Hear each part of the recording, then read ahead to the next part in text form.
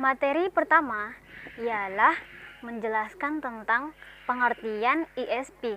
Nah, pembelajaran ISP atau English for Specific Purpose merupakan pendekatan pembelajaran bahasa Inggris di mana hal-hal yang diajarkan serta metode pengajarannya didasarkan pada alasan mengapa pembelajar tersebut ingin belajar bahasa Inggris. Nah, menurut Hutchinson dan Waters, ISP atau bahasa Inggris untuk tujuan khusus adalah suatu pendekatan dalam pengajaran dan penggunaan bahasa Inggris untuk bidang dan kajian khusus yang sesuai dengan kebutuhan bidang ilmu dan profesi keguru dan profesi pengguna bahasa Inggris tersebut. Hal ini dimaksudkan untuk menyiapkan pembelajar untuk menggunakan bahasa Inggris baik untuk tujuan akademik, profesional, atau lingkungan kerja, dan perancangan program berdasarkan analisis kebutuhan. Tujuan pembelajaran ISP adalah agar peserta didik mampu menguasai bahasa Inggris pada yang mereka tekuni. Dan yang kedua, yaitu the aims of ESP learning is so that students are able to master English in what they are doing.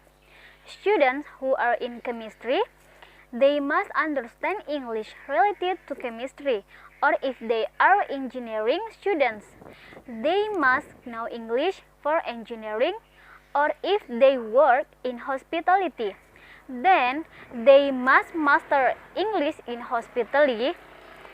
If they maritime students, then they must master maritime English.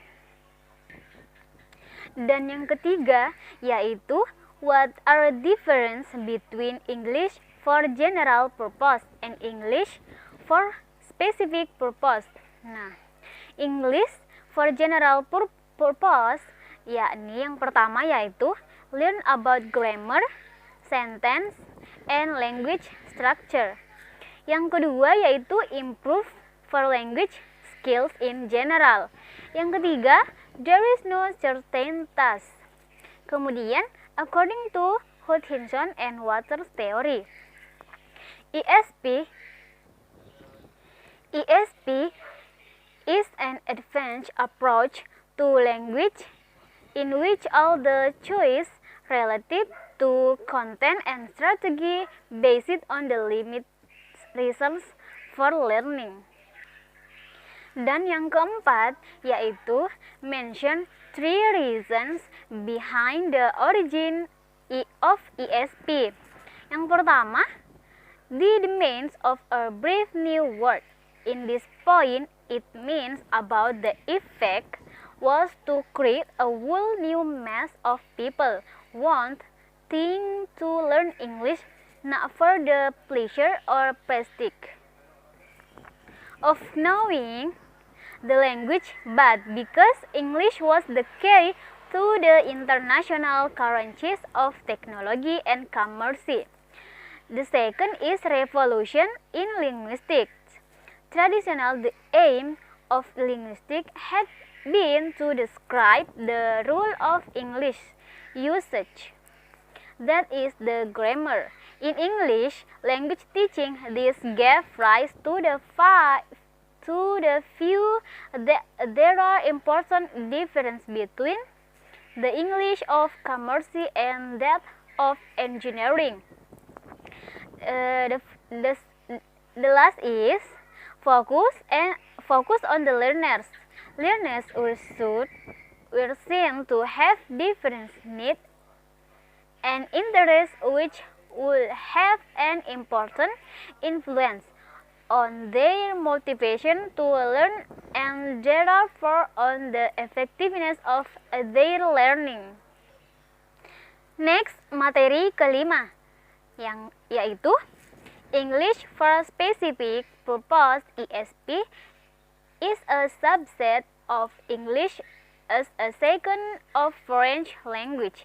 ESP is not a matter of teaching specialist varieties of English because the fact that language is used for a specific purpose, there are some features which can identify as typical of a particular context of use in which so the learners is more perhaps to meet in the target situation. Materi keenam yaitu ESP Core Design. Di antaranya substantial and important. The basis for syllabus design, material writing, classroom teaching, and evaluation. A matter of asking questions, general, specific, practical, and theoretical. And then informed by research, teachers' experience and intuition, and theoretical models. And then need analysis, awareness of the target situation to determine the nature of particular target and learning situation. Two terms in the learning need analysis. The first is target needs. What learner needs to do in the target situation. The second is learning needs. What learner needs to do in order to learn. Next, materi ketujuh, yaitu challenge of teaching ESP. The first is choosing teaching materials. The second is designing learning courses or designing learning methods. Next, lack of collaboration with English teachers and the level of learning English of students is very low. Materi ke-9, yaitu pentingnya pengembangan materi untuk pembelajaran bahasa. Apa itu materi? Materi adalah segala sesuatu yang dapat digunakan untuk memfasilitasi pembelajaran bahasa, termasuk buku pelajaran, video, pembaca bertingkat, kartu flash, permainan, situs web, dan interaksi ponsel. Mereka dapat menjadi informatif atau menginformasikan pelajar tentang bahasa target, instruksional atau membimbing pelajar dalam mempraktikkan bahasa. Pengalaman memberikan pelajar dengan pengalaman bahasa yang digunakan, membangkitkan atau mendorong pelajar untuk menggunakan bahasa dan eksplorasi. Kemudian, membantu pelajar membuat penemuan tentang bahasa. Idealnya, bahan harus dikembangkan untuk pembelajaran daripada untuk mengajar, dan mereka harus melakukan semua fungsi yang ditentukan di atas: informatif, instruksional, experiential, eliciting, dan exploratory. Next, materi ke-10 yaitu 5 current learning theories. Yang pertama yaitu learning theory behaviorism. Yang kedua, learning theory cognitivism. Yang ketiga, learning theory constructivism. Kemudian yang keempat yaitu learning theory humanism. Kemudian yang terakhir yaitu learning theory connectivism.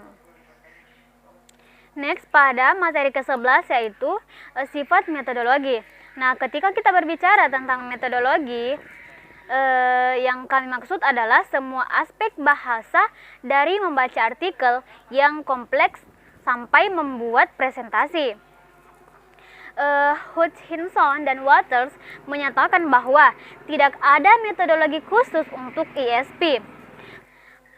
Prinsip yang sama berlaku dengan metodologi ILT secara umum. Dapat diperdebatkan apakah ada metodologi khusus untuk ESP. Yang dia alami adalah mengetahui metodologi bahasa Inggris umum tidak membuat seorang guru berhasil dengan teknik yang diterapkan guru di kelas.